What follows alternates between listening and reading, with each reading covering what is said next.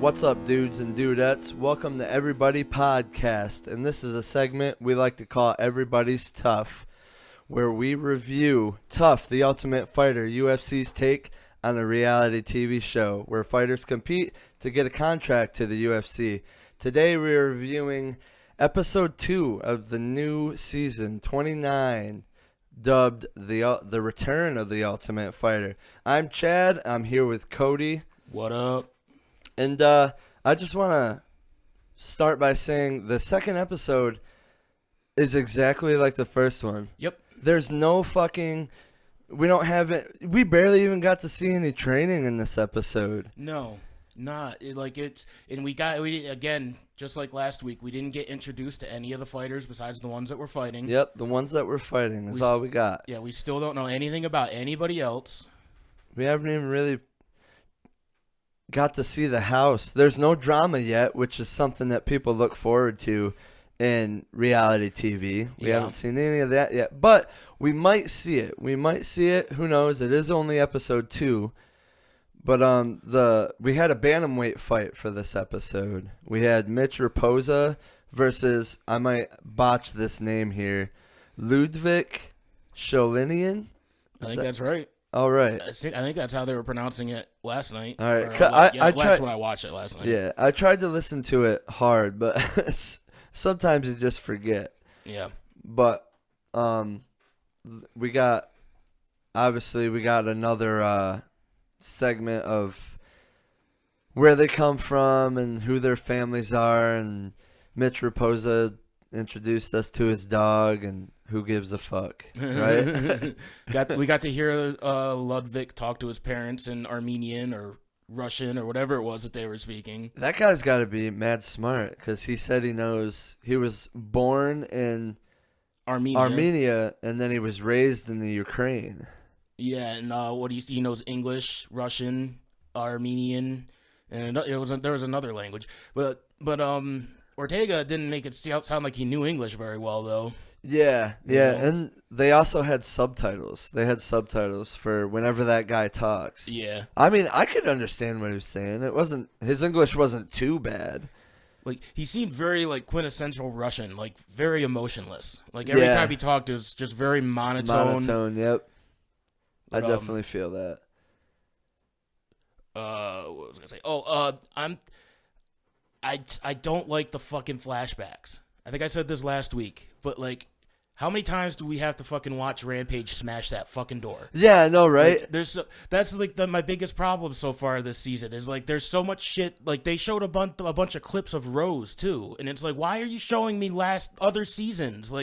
Show us some stuff from this season. See, that stuff like that, they could be taking the time to make the episode better. Yeah, actually introduce us to these new people. Let us get to know, actually give a shit about any of these guys. Yeah, and we haven't gotten any of those team building exercises or little competitions yet. No. You said last week you didn't want any of those, but I think that they're fucking I like watching them. They had in the first season they had one of those every episode. Yeah. But they also didn't fight every episode either. How long did the episodes compare? Because these ones seem really short. They go quick.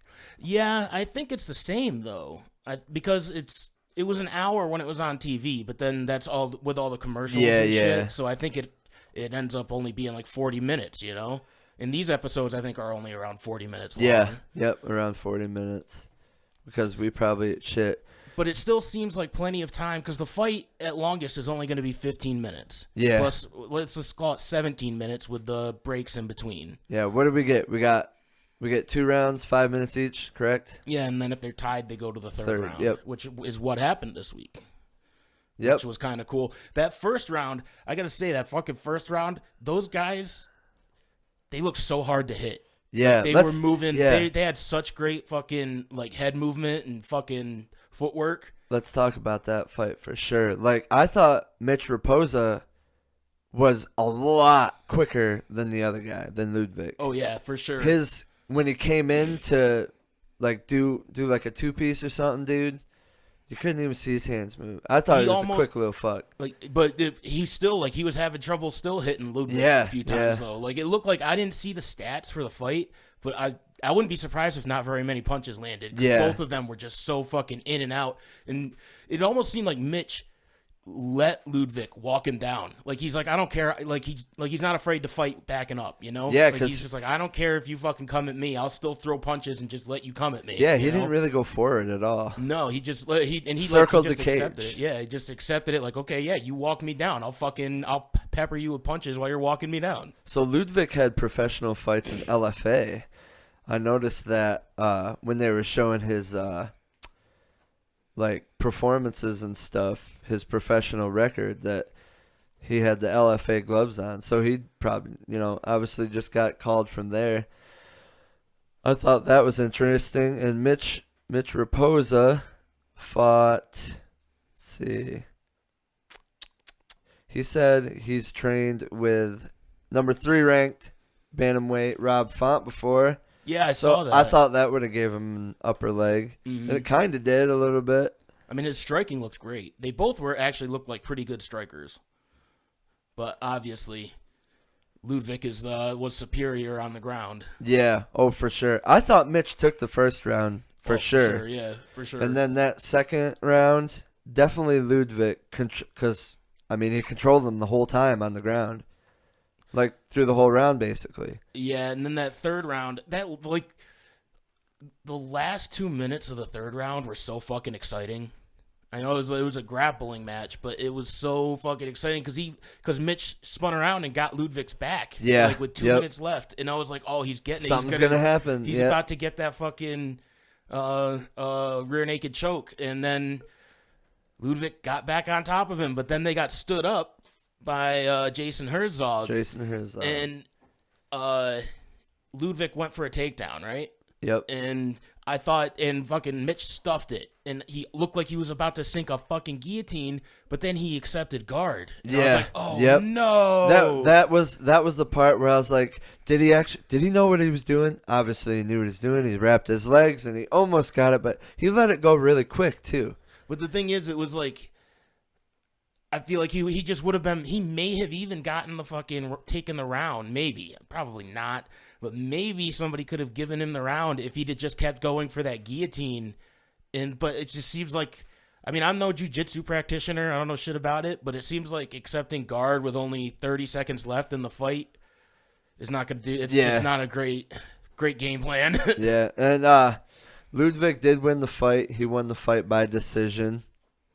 He controlled 2 full rounds. What can I say? And Mitch's record beforehand his professional record was 5-0.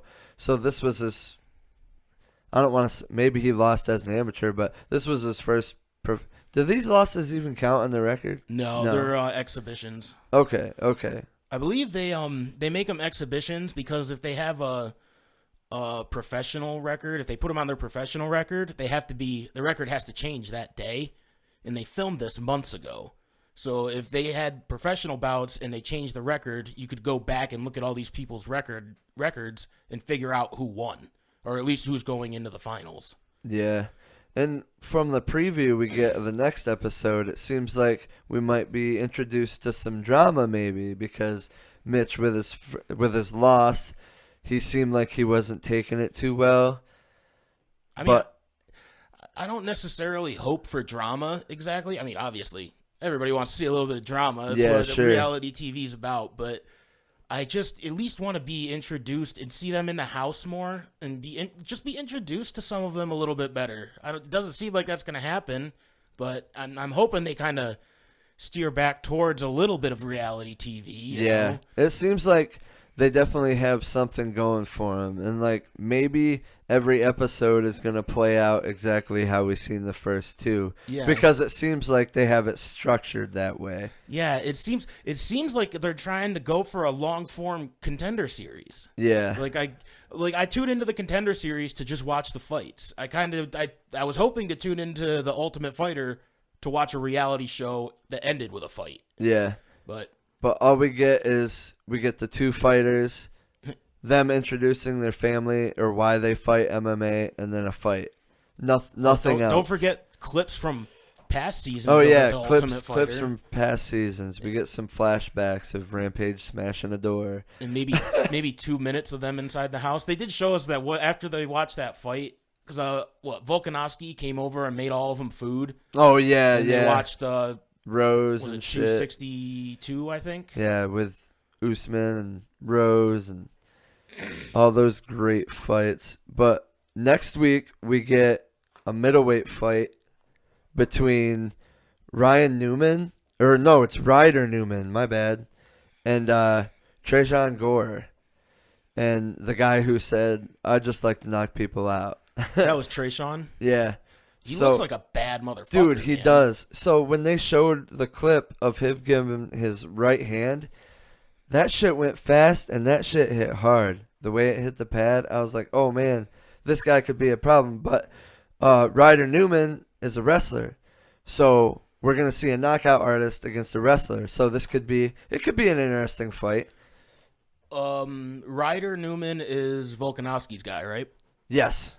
And so far, I mean, yeah, Ortega's been picking the fights, and so far he's been winning them. So we'll see if him not having control of the picks is going to make a difference. Yeah, we got Team Ortega is now 2-0, and Volkanovski is 0-2. Honestly, it seems, just listening to Volkanovski and Ortega talk, it seems like Ortega is the more experienced coach. Yeah, for sure. I was actually going to mention that after watching, because the first episode, I feel like we've seen a lot more of Ortega than Volkanovski. And then in this episode, I still feel like we've seen more of Ortega than Volkanovski. And I do got to admit, Ortega does seem like the better coach. Well, like what we saw of Volkanovski was him coming over and making food for the fighters and shit, which is cool. Every That's a time cool we thing see to do. Ortega, he's training with the guys or something. But I might be wrong too, though. If you pay attention, it looks like Volkanovski has more coaches with him. Yeah. So it really makes me wonder if he knew, like, oh, I'm not really a coach, so I'm bringing as much coaches to help these guys as I can, you know? Well, Ortega's just like him and like two other guys. And, you know, every episode he's talking about, oh, I've coached these people and I coach these people. Like, I'll coach anybody. So it really seems like he's going to have the upper hand as far as a coach goes. Yeah, he's got a game plan for his coaching. And that seems to be his main thing is he always has a game plan set up for it. Mm-hmm. And he definitely talks about it on the episodes. But overall, I would give the episode, I'm going to give it the same rating I did with the first episode. I'm going to give it a 3 out of 5. Yeah, I think I'm going to give the same rating too, 2.5 out of 5. If nothing changes, then my rating's probably going to stay the same. Yeah, right. If you got a rating, leave it in the comment section. I mean, it was a good fight. Also, I want to ask before we go, do you think they're allowed to smoke pot in there? I don't know. Because it's legal in Nevada, right? So are you saying are you asking if they can smoke weed in the house? Yeah.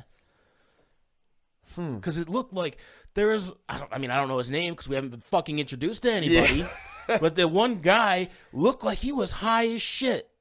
He was like playing with cards while they were fucking sitting around a table talking. And like he was all squint-eyed and he had like this smile. Like, so he looked high as shit. I mean, he might have been. It's legal over there, right? I think it's legal in Nevada.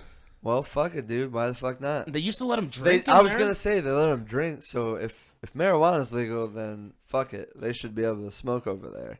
And also that Brian Battle dude with the long curly hair. Yeah. He looks like a pothead. He does look like a pothead. He looks like somebody that would smoke some pot. He does seem extremely friendly, too. Mm. He does. But, yes, I'm giving it a 3 out of 5 for this episode. Yeah, 2.5 out of 5 for me. All right, that's been Everybody's Tough. I hope you enjoyed. Peace. Peace.